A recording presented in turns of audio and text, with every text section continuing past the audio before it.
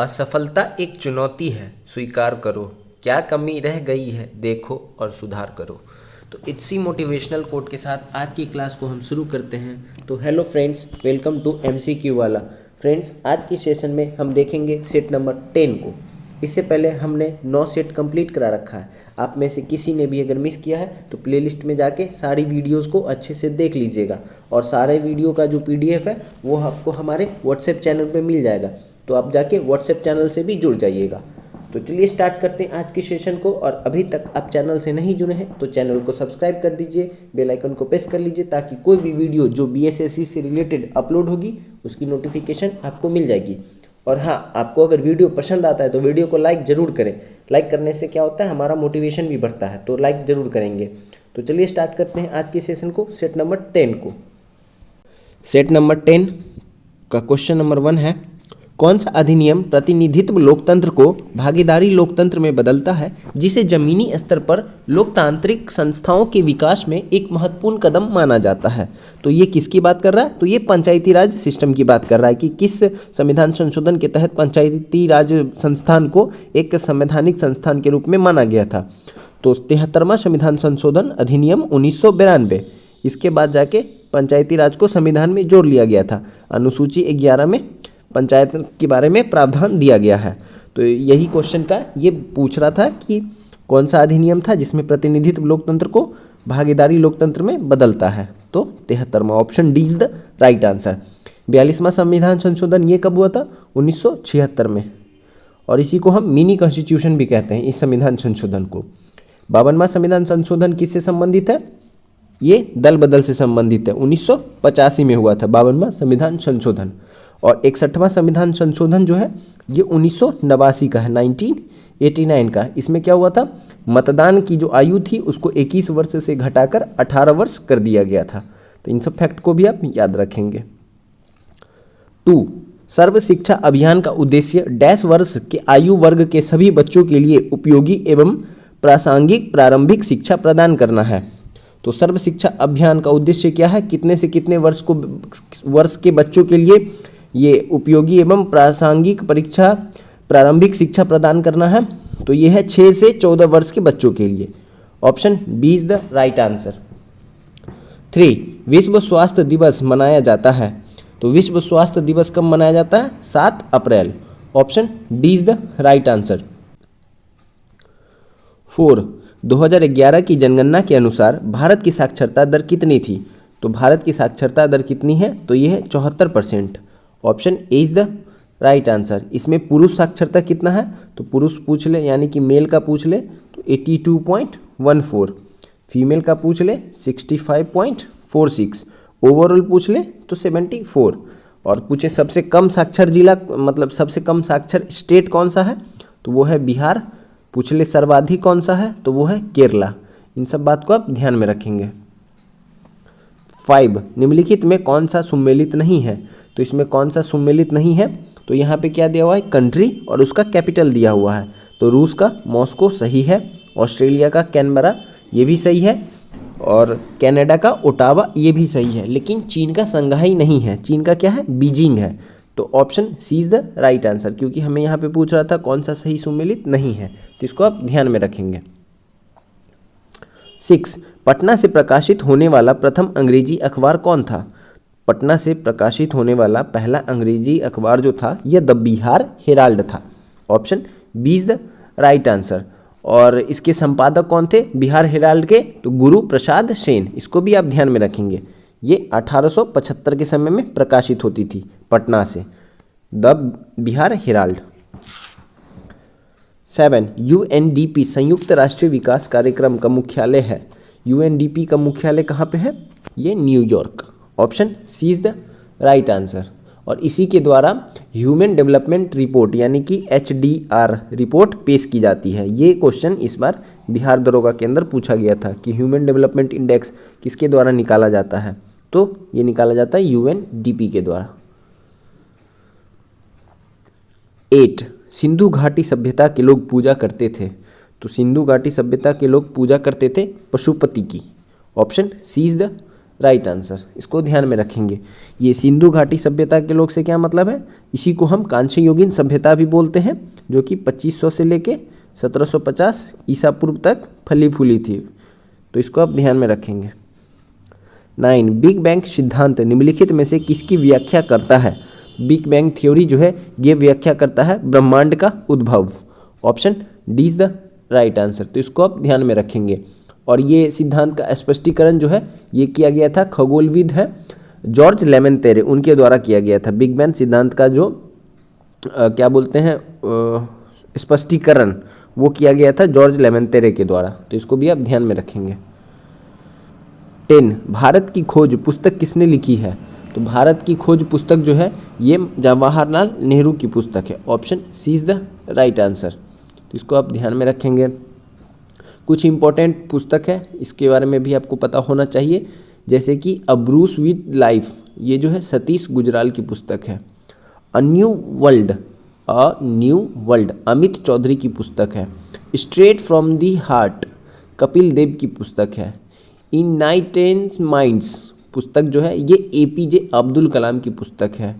Rediscovery of India मेघदास Desai की पुस्तक है। इन सबको आप नोट कर लेंगे, इंपॉर्टेंट है। 11 निम्न में से किसको सम्राट अशोक ने बौद्ध धर्म के प्रचार के लिए श्रीलंका भेजा था। तो अशोक ने किसको भेजा था श्रीलंका, तो अपने बेटे महेंद्र और बेटी संघमित्रा को बौद्ध धर्म के प्रचार के लिए श्रीलंका भेजा था। Option C is the right answer. और अशोक के समय कौन सी बौद्ध संगीति हुई थी, तृतीय बौद्ध संगीति, कहाँ पे, पाटलिपुत्रा में, ये भी पता होना चाहिए। और इसकी अध्यक्षता कौन करते हैं, मोगलीपुत्तिस। 12 बिहार राज्य में कितने मंडल है। तो बिहार राज्य में कितने मंडल हैं, तो 9 मंडल है। Option C is the right answer. Total जिला कितना है बिहार के अंदर, डिस्ट्रिक्ट पूछ ले 38, अनुमंडल पूछ ले 101, ब्लॉक पूछ ले 534, प्रमंडल पूछ ले यानी मंडल 101, 9 मंडल 9, प्रमंडल है, अनुमंडल है 101। 13 निम्न में कौन सा संविधान का अनुच्छेद पंचायत की अवधि को परिभाषित करता है। तो पंचायत की अवधि को कौन परिभाषित करता है, 243 का ई। इसको आप कैसे याद रख सकते हैं, तो जैसे कि ई का जो अल्फ़ाबेट में नंबर है वो कितना है, 5 साल का है। पंचायत का टेन्यूर कितने साल का होता है, 5 साल का होता है। इस तरह से याद रख सकते हैं कि 248 जिसके पीछे ई लगा हुआ है तो वही इसके टेन्यूर की चर्चा करता है। Option C is the right answer. 14 उपराष्ट्रपति का मुख्य कार्य क्या है। तो उपराष्ट्रपति का मुख्य कार्य जो है वो है राज्यसभा की बैठकों की सभापतित्व करना। Option A is the right answer, क्योंकि राज्यसभा के जो सभापति होते हैं वो हमारे उपराष्ट्रपति ही होते हैं, और उपराष्ट्रपति का पद जो है वो हमने यूएसए से लिया है, ये भी आपको ध्यान में रखना होगा। 15 निम्नलिखित में कौन every vote counts the story of India's election पुस्तक के लेखक हैं। तो every vote counts the story of India's election पुस्तक के लेखक कौन है, तो ये पुस्तक के लेखक है Naveen Chawla. Option D is the right answer, तो इसको आप ध्यान में रखेंगे। 16 राष्ट्रीय विकास परिषद का मुख्य संबंध होता है, किससे मुख्य संबंध होता है, तो योजनाओं के अनुमोदन से। Option A is the right answer. और इसकी स्थापना कब की गई थी, राष्ट्रीय विकास परिषद की 6 अगस्त 1952 को। इसको भी ध्यान में रखेंगे। और इसके जो अध्यक्ष होते हैं वो हमारे प्रधानमंत्री होते हैं, और सदस्य जो होते हैं मतलब साथ में वो सभी राज्यों के मुख्यमंत्री होते हैं। तो इसको भी आप ध्यान में रखेंगे। 17 भारत के किस पूर्व टेनिस खिलाड़ी को अंतर्राष्ट्रीय टेनिस हॉल ऑफ फेम द्वारा गोल्डन अचीवमेंट अवार्ड से सम्मानित किया गया है। तो ये किया गया है विजय अमृतराज को। Option D is the right answer. इनको 2021 में गोल्डन अचीवमेंट अवार्ड से सम्मानित किया गया है, इसको आप ध्यान में रखेंगे।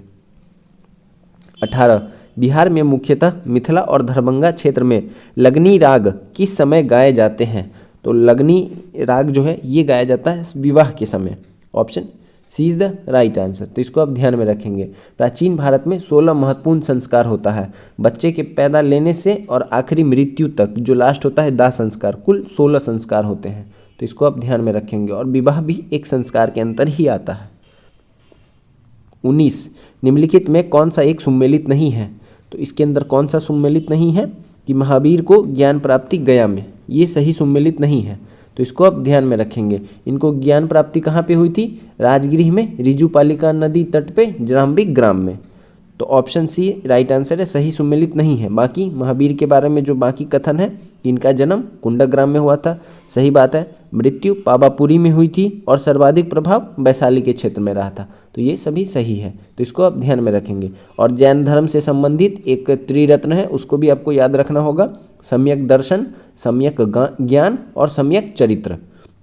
तो कंफ्यूज नहीं होता है। बौद्ध धर्म का जो त्रिरत्न है वो है बुद्ध, धम्म, संघ, और जैन धर्म का है सम्यक दर्शन, ज्ञान, आचरण।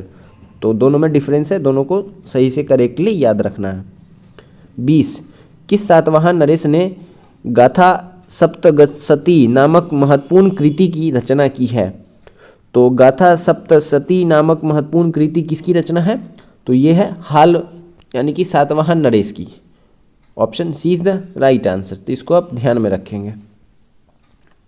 21 किस मुगल सम्राट के मकबरे में गुंबद का निर्माण नहीं किया गया है? तो अकबर का जो मकबरा है उसमें गुंबद का निर्माण नहीं किया गया है, इसको आप ध्यान में रखेंगे। और ये कहाँ पे है? तो सिकंदरा के अंदर है। और अकबर ने फतेहपुरी सिकरी को राजधानी बनाकर वहाँ अनेक भवन भी बनवाए थे। ये भी आपको पता होना चाहिए कि फतेहपुर सिकरी का निर्माण जो है वो अकबर ही करवाता है। गुजरात विजय जब होता है अकबर का, तो उसके बाद वो फतेहपुर सिकरी बनवाता है। 5वां यूके इंडिया अवार्ड 2023 में किसने global India icon of the year का पुरस्कार जीता है? तो ये पुरस्कार मिला है मैरी कॉम को। 5वां यूके इंडिया अवार्ड 2023 में ग्लोबल इंडियन आइकन का अवार्ड मिला है मैरी कॉम, ऑप्शन सी। 23 जब सिंध का विलय हुआ उस समय भारत का गवर्नर जनरल कौन था? तो सिंध विलय के समय जो गवर्नर जनरल था Lord Ellenborough, option A is the right answer. अब देखते हैं नेक्स्ट क्वेश्चन। 24 अलीगढ़ आंदोलन का चरित्र कैसा था? तो अलीगढ़ आंदोलन का चरित्र जो था ये ब्रिटिश समर्थक था, कांग्रेस विरोधी था। ब्रिटिश समर्थक है तो कांग्रेस विरोधी स्वाभाविक से बात है, और हिंदू विरोधी भी था ये। तो option B is the right answer, तो इसको आप ध्यान में रखेंगे। ये अलीगढ़ आंदोलन ये कब का है? 1875 का। और सर सैयद अहमद खान का जो संबंध है वो अलीगढ़ आंदोलन से ही है, तो इसको भी ध्यान में रख सकते हैं। 25 सविनय अवज्ञा आंदोलन अंतिम रूप से कब वापस लिया गया? तो सविनय अवज्ञा आंदोलन जो है अंतिम रूप से अप्रैल 1934 में वापस ले लिया गया था। फाइनली जाके अप्रैल 1934 में वापस ले लिया गया था। इसका 2 चरण है। पहला जो है वो 6 अप्रैल 1930 से 5 मार्च 1931 तक, लेकिन उसके बाद 5 मार्च 1931 को गांधी जी और लॉर्ड इरविन के बीच में दिल्ली समझौता होता है, तो उसके बाद सविनय अवज्ञा आंदोलन स्थगित हो जाता है। लेकिन उसके बाद जब गांधी जी द्वितीय गोलमेज सम्मेलन से वापस आते हैं तो फिर से इस आंदोलन को शुरू करते हैं, और उसके बाद 3 जनवरी 1932 से लेके ये 1934 तक चलता है, अप्रैल 1934 तक, और अप्रैल 1934 तक जाके ये फाइनली समाप्त हो जाता है आंदोलन। 26 भारतीय संविधान को किस भाग में राष्ट्रपति के चुनाव से संबंधित नियमों का वर्णन किया गया है? तो ये किस भाग में किया गया है? भाग 5 में, option D is the right answer. भाग 5 में कहाँ से कहाँ तक आर्टिकल है? 52 से लेकर 151 तक, जिसमें 52 से लेके 61 तक इसमें राष्ट्रपति के पद से लेके महाभियोग तक की चर्चा है हर एक आर्टिकल में। तो आप इसको ध्यान में रखेंगे कि भाग 5 के अंदर है ये। 27 संविधान के उपबंधों के तहत किस प्रकार से भारतीय नागरिक की नागरिकता समाप्त हो सकती है? तो नागरिकता कैसे समाप्त हो सकती है? तो त्यागने पे भी हो सकता है, ये भी सही है। पर्यावसान पे भी हो सकता है, और वंचित किए जाने पे भी हो सकता है। उपयुक्त में से सभी, इन सभी प्रकार से नागरिकता समाप्त हो जाती है। और पूछे नागरिकता संबंधित प्रावधान हमारे संविधान में किस भाग में है? भाग 2 में, आर्टिकल 5 से लेके 11 तक। और ये नागरिकता हमने कहाँ से लिया है? तो भारत में जो नागरिकता है वो ब्रिटेन से लिया गया है। एकल नागरिकता प्रणाली वो ब्रिटेन से लिया गया है। 28 अनुच्छेद 25 से 28 के अंतर्गत प्रदत्त धार्मिक अधिकारों का पर राज्य किन आधारों पर प्रतिबंध लगा सकता है? तो राज्य कैसे प्रतिबंध लगा सकता है इस पे? तो लोक व्यवस्था के आधार पर लगा सकता है, सदाचार के भी आधार पर लगाया जा सकता है, और स्वास्थ्य के भी आधार पर लगाया जा सकता है, जैसे कि कोरोना के टाइम में लगाया गया था। तो ऑप्शन डी जो है ये राइट आंसर है, तो इसको आप ध्यान में रखेंगे। 29 राष्ट्रपति पद पर कार्यवाहक राष्ट्रपति के अलावा सबसे कम अवधि तक पद पर रहने वाले राष्ट्रपति कौन है? तो कार्यवाहक राष्ट्रपति के अलावा राष्ट्रपति पद पर सबसे कम अवधि तक पद पर रहने वाले राष्ट्रपति जो है ये थे doctor Zakir Hussain. Option B is the right answer. तो आप इसको ध्यान में रखेंगे। और जाकिर हुसैन जो थे वो क्रम के मामले में वो तीसरे राष्ट्रपति थे। 30 निम्नलिखित में कौन सा एक सुमेलित नहीं है? तो इसमें कौन सा एक सुमेलित नहीं है? तो कोलकाता भूतापीय ऊर्जा केंद्र ये सही सुमेलित नहीं है। Option C is the right answer. बाकी कोयना जल विद्युत परियोजना, कल्पक्कम परमाणु शक्ति केंद्र और भावनगर ज्वारीय विद्युत परियोजना। और सबसे अधिक ऊर्जा तापीय ऊर्जा जो है कोयला से प्राप्त होती है। भारत में सबसे अधिक ऊर्जा जो है वो कोयला से प्राप्त की जाती है। और भावनगर में केंद्रीय नमक अनुसंधान केंद्र भी है, ये भी आपको ध्यान में रखना है। 31 हाल ही में किसके द्वारा प्रमुख पुस्तक Modi shaping a global order influx लिखा गया है? तो ये पुस्तक जो है ये एस जयशंकर के द्वारा लिखा गया। Option A is the right answer. हमारे विदेश मंत्री जो है एस जयशंकर, इन्होंने लिखा है Modi shaping a global order in flux. 32 spruce, fir तथा पाइन के वृक्ष मुख्यतः किस प्रकार के वनों में पाए जाते हैं? तो ये पाए जाते हैं टैगा प्रकार के वनों में। Option D is the right answer. Spruce, fir तथा पाइन ये सब टैगा प्रकार के वन में पाए जाते हैं। 33 ऋग्वेद में श्लोक सविता से भी संबंधित है। सविता का अर्थ किस देवता से है? तो सविता का अर्थ जो है वो है सूर्य से। Option C is the right answer. और ऋग्वेद में टोटल कितने मंडल हैं? 10 मंडल है, ये भी आपको पता होना चाहिए।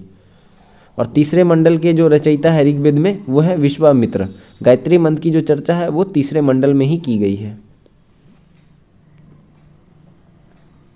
34 जुलाई 2023 में लंदन में आयोजित विंबलडन 2023 में किस टेनिस खिलाड़ी ने पुरुष एकल का खिताब जीता है?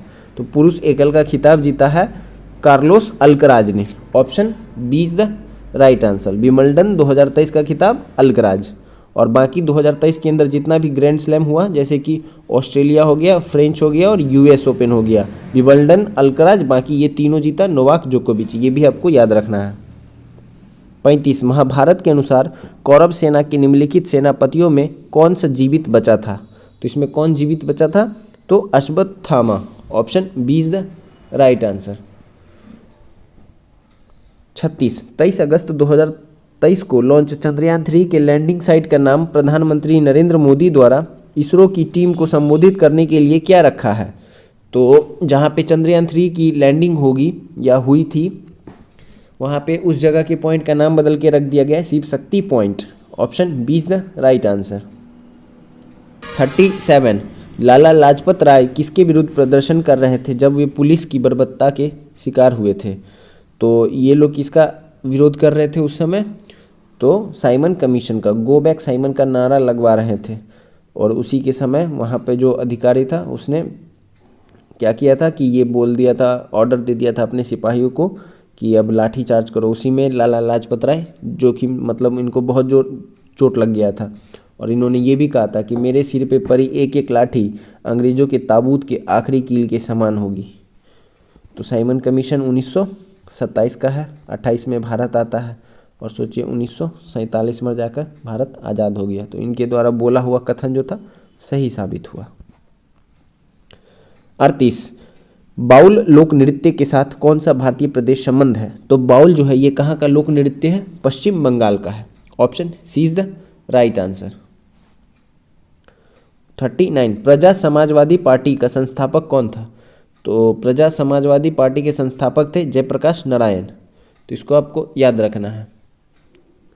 और जयप्रकाश नारायण को ही भारत छोड़ो आंदोलन के समय कहाँ पे रखा गया था? हजारीबाग जेल में, जहाँ से ये भाग जाते हैं नेपाल और वहीं पे तराई क्षेत्र में आज़ाद दस्ता का गठन भी करते हैं। इनसे संबंधित ये प्रश्न जो है वो बहुत सारे एग्जाम में लगातार घूमते रहता है, तो ये आपको पता होना चाहिए। 40 पश्चिमी घाट की सबसे ऊंची चोटी कौन सी है? तो पश्चिमी घाट की सबसे ऊंची चोटी जो है ये है Kudremukh. Kudremukh. Option A is the right answer. 41 Shanti Niketan की स्थापना किसने की? तो शांति निकेतन की स्थापना जो है रविन्द्रनाथ टैगोर ने की थी। Option B is the right answer. 42 Bharat के कितने राज्य कहीं भी समुद्र को नहीं छूते हैं? तो भारत के 19 राज्य जो है ये समुद्र तट से सीमा नहीं बनाते हैं। Option C is the right answer. Bharat का जलीय सीमा जो है वो 7 देश से जुड़ा हुआ है और 9 राज्य जो है भारत के वो क्या करते हैं? तटीय सीमा बनाते हैं। भारत के 9 राज्य तटीय सीमा बनाते हैं। 43 भारत के नियंत्रक और महालेखा परीक्षक कंट्रोलर एंड ऑडिटर जनरल की नियुक्ति कौन करता है? तो कैग की नियुक्ति जो है ये भारत के राष्ट्रपति करते हैं। Option B is the right answer. और इसकी चर्चा संविधान में आर्टिकल 148 से 151 तक दिया हुआ है, कैग के पद की चर्चा और उनके कार्यों की चर्चा। तो इसको आप ध्यान में रखेंगे। 44 अर्जुन पुरस्कार कब शुरू हुआ?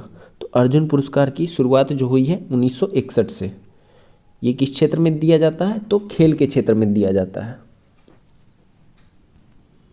45 21 जून को किस स्थान पर दिन और रात बराबर होते हैं? तो 21 जून को भूमध्य रेखा पर दिन और रात बराबर होते हैं। Option C is the right answer. 46 किस देश के गुप्तचर संगठन का नाम बॉस है? तो बॉस जो है ये कहाँ पे? दक्षिणी अफ्रीका में एक गुप्तचर संगठन है जिसका नाम बॉस है। Option B is the right answer.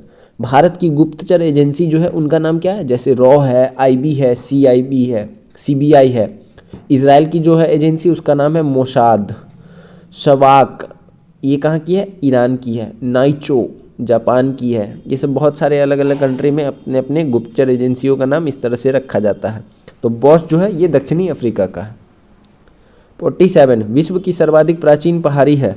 तो सर्वाधिक प्राचीन पहाड़ी जो है ये है Aravalli. Option D is the right answer. और नवीनतम जो है वो है हिमालय। 48 कजाकिस्तान की राजधानी क्या है?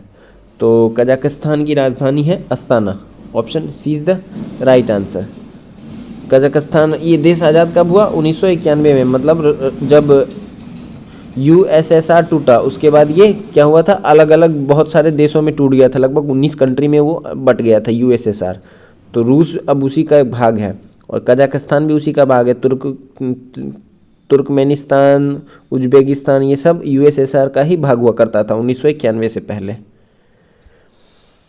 49 17 अगस्त 2023 को कहाँ से राष्ट्रपति द्रौपदी मुर्मू द्वारा आईएनएस विंध्यगिरी का उद्घाटन किया गया है?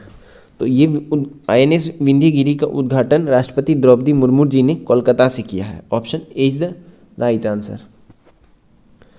50 भूप्रपट्टी पर सर्वाधिक उपलब्ध अधातु है? सर्वाधिक उपलब्ध अधातु जो है यह है silicon. Option B is the right answer. 51 निम्नलिखित में कौन सा सूत्र सुपर फॉस्फेट उर्वरक है? तो सुपर फॉस्फेट उर्वरक जो है ये कौन सा सूत्र है? तो ये हो जाएगा आपका Ca(H2PO4)2। Option B is the right answer. 52 सुप्तावस्था में मनुष्य का रक्तचाप क्या कैसा होता है? तो ये हो जाता है गिर जाता है। Option B is the right answer. सामान्यतः मनुष्य का रक्तदाब जो होता है वो 120/80 mm/Hg इतना होता है। तो इसको आप ध्यान में रखेंगे। और एक स्वस्थ मानव शरीर में कम से कम 5-6 से मतलब पुरुषों के अंदर 6 से 6.5 लीटर और महिलाओं में 5 से 6 लीटर की अप्रोक्स इतना लीटर खून पाया जाता है। तो इसको आप ध्यान में रखेंगे। और रक्तदाब नापने वाला जो यंत्र है उसको हम क्या कहते हैं? स्फिग्नोमीटर कहते हैं। 53 मांसपेशियों में मुख्यतः कौन सी प्रोटीन पाई जाती है? तो मांसपेशियों में पाई जाती है मायोसिन। यहाँ से याद रखते हैं मांसपेशी myosin. Option C is the right answer. और मानव शरीर में मांसपेशियों की संख्या कितनी होती है? तो बहुत सिंपल है याद रखना, 6 3 9। तो ऐसे याद सकते हैं 639। 54 एक अणु में 9 इलेक्ट्रॉन 9 प्रोटॉन व 10 न्यूट्रॉन है। इसकी द्रव्यमान संख्या कितनी होगी? तो द्रव्यमान संख्या कितनी हो जाएगी? तो ये हो जाएगी 19। Option D is the right answer. द्रव्यमान संख्या बराबर क्या होता है? न्यूट्रॉन और प्रोटॉन का सम होता है। तो इसको आप ध्यान में रखेंगे। प्रोटॉन की खोज किसने की थी? रदरफोर्ड ने। न्यूट्रॉन की खोज चैडविक ने और इलेक्ट्रॉन की खोज जेम्स थॉमसन ने। 55 अगस्त 2023 में 15वां ब्रिक्स सम्मेलन का आयोजन किस शहर में किया गया? तो 15वां ब्रिक्स सम्मेलन जो है इसका आयोजन किया गया दक्षिणी अफ्रीका के जोहान्सबर्ग में। Option D is the right answer. 2024 में 16वां कहाँ पे आयोजन होगा? तो ब्राज़ील के अंदर होगा, रियो डी जेनेरियो में। ब्रिक्स में क्या है कि हर एक साल एक एक, जैसे कि BRICS, एक साल ब्राज़ील में होगा, उसके बाद रशिया में होगा, उसके बाद इंडिया में होगा, फिर चाइना में होगा, फिर साउथ अफ्रीका में, फिर Brazil, Russia, India, China, south Africa, इस तरह से सीटिंग होता है इनका। और अभी क्या है कि 6 नए देश भी ब्रिक्स में ऐड हो रहे हैं। तो वो कौन कौन से हैं? अर्जेंटीना, मिस्र, ईरान, इथियोपिया, सऊदी अरब और UAE, ये सभी जो है ब्रिक्स के अंदर शामिल हो रहे हैं। तो अब इसका नाम बदल जाएगा आगे चल के। 56 एक तत्व के समस्थानिक में क्या भिन्न होता है? तो समस्थानिक के अंदर न्यूट्रॉनों की संख्या भिन्न होती है। Option A is the right answer.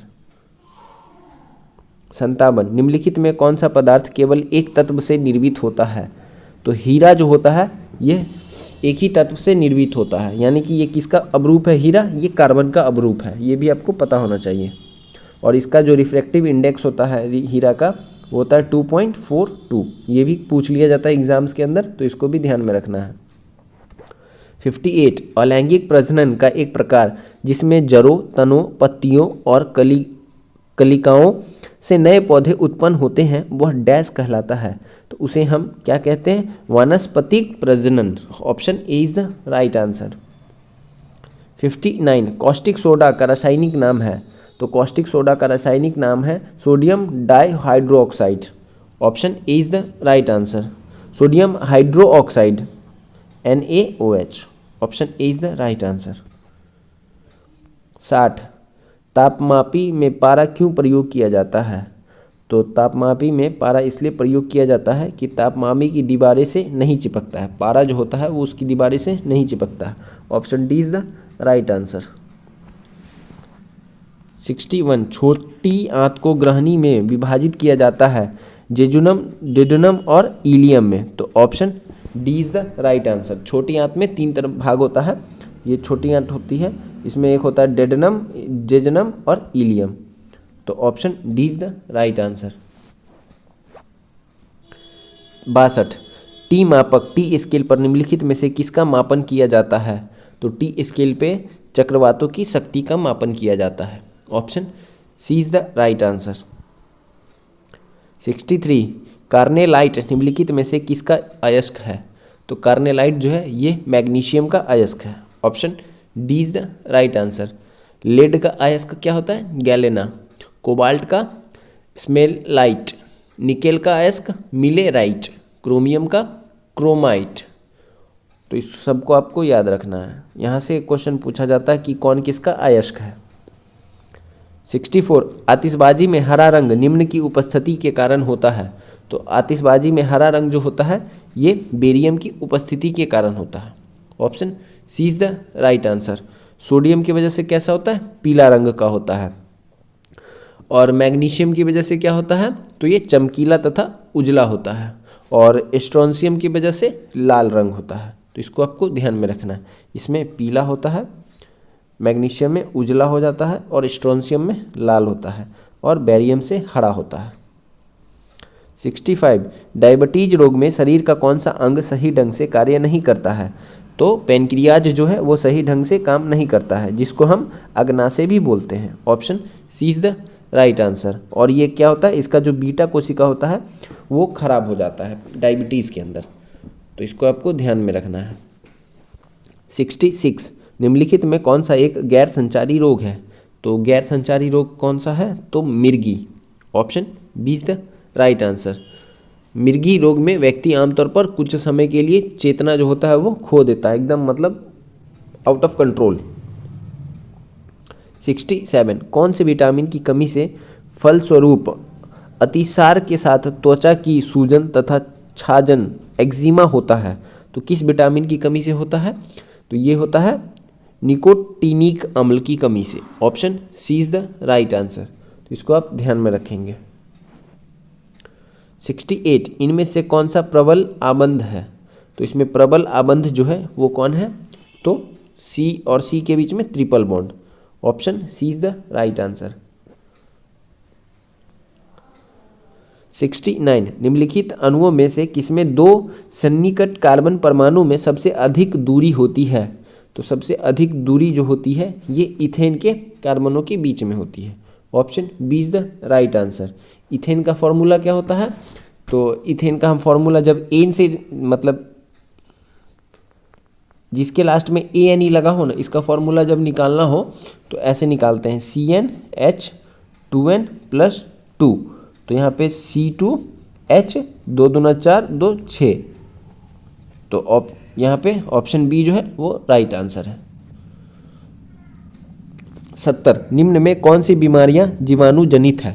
तो जीवाणु जनित बीमारी इसमें से कौन सी है? तो हैजा, typhoid, pneumonia, diphtheria, leprosy. Option A is the right answer. आपको जो जैसे ये जीवाणु जनित हो गया, वायरस से हो गया, प्रोटोजोआ से हो गया, इन सब से जनित जो बीमारी है उसको याद रखना इंपॉर्टेंट है।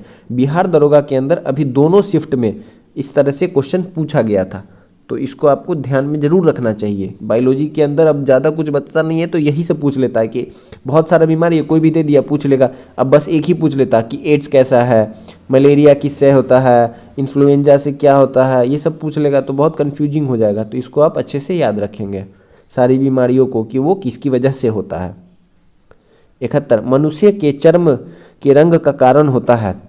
तो हमारे शरीर का जो कलर होता है वो मेलानिन की वजह से, या काला गोरा, जिसमें ज़्यादा हो जाता है वो ज़्यादा काला हो जाता है, जिसमें कम होता है वो गोरा हो जाता है। तो ये आमतौर पे होना चाहिए मनुष्य के अंदर। इससे क्या होता है कि सूर्य से जो आने वाली किरणें हैं उससे हमें क्या होता है, स्किन कैंसर नहीं होता है। तो मेलानिन की जो आवश्यकता है वो बॉडी के अंदर बहुत ही ज़्यादा ज़रूरी है। 72 नीले लिटमस वाले पानी से होकर अगर CO2 गुजारी जाए तो परिणामी घोल का रंग क्या होता होगा? तो परिणामी घोल का रंग जो है वो लाल हो जाएगा। Option A is the right answer. 73 dash युक्त मिश्र धातु को संलयक कहा जाता है? तो पारा युक्त जो मिश्र धातु होते हैं उसे हम संलयक कहते हैं। तो ऑप्शन ए जो है ये राइट आंसर है। पारा जो है ये कमरे के ताप पर द्रव अवस्था में पाया जाता है और ये अत्यंत चमकीला धातु होता है, तो इसको आप ध्यान में रखेंगे। 74 फ्लेमिंग के दाएं हाथ के नियम का प्रयोग किसकी दिशा का पता लगाने के लिए किया जाता है? तो ये किया जाता है प्रेरित धारा की दिशा का पता लगाने के लिए। फ्लेमिंग के दाएं हाथ का नियम का प्रयोग किया जाता है प्रेरित धारा का पता लगाने के लिए। Option C is the right answer. 75 निम्नलिखित में किसने टीके का आविष्कार किया? तो टीके का आविष्कार जो है वो एडवर्ड जेनर ने किया था। Option B is the right answer. Edward Jenner ने टीके का आविष्कार किया था। लुई पास्चर ने रेबीज के टीके का आविष्कार किया था, ये भी आपको पता होना चाहिए। तो ये हमारा 75 क्वेश्चन कंप्लीट हुआ। इसके आगे का क्वेश्चन मैथ और रीजनिंग का क्वेश्चन है, वो आपको हमारे व्हाट्सएप चैनल पे मिल जाएगा। वीडियो पसंद आता है तो आप लोग वीडियो को प्लीज़ लाइक किया करिए, अपने दोस्तों में भी शेयर किया करिए। इससे क्या होता है कि हमें बहुत ही कॉन्फिडेंस आता है कि चलो हमारा वीडियो लोगों को पसंद आ रहा है। हम अच्छे से आपको सारा फैक्ट बताने का कोशिश करते हैं, हर एक क्वेश्चन में एक्स्ट्रा पॉइंट डालने का कोशिश करते हैं, तो इससे आपको फ़ायदा होगा। तो चलिए कल मिलते हैं नए प्रैक्टिस सेट में, सेट नंबर 11 में। तब तक के लिए थैंक यू। जय हिंद।